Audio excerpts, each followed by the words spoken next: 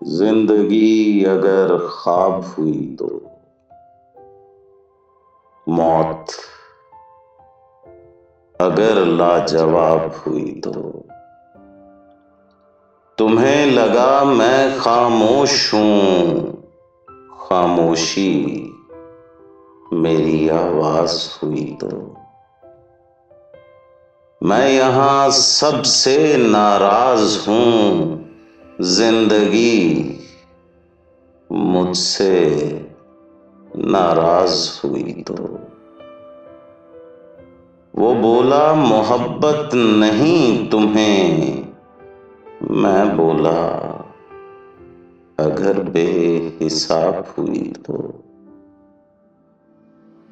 मैं समझा हूं कि तुम आए हो, ये अगर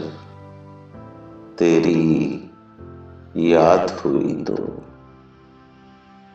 वो बोला कितना ही लिखा होगा, मैं बोला अगर पूरी किताब हुई तो मुस्कुरा रहा हूं तेरे सामने, ये आंख अगर तेरे बाद नम हुई तो तुम्हें फक्त ये शायरी लगी, गर ये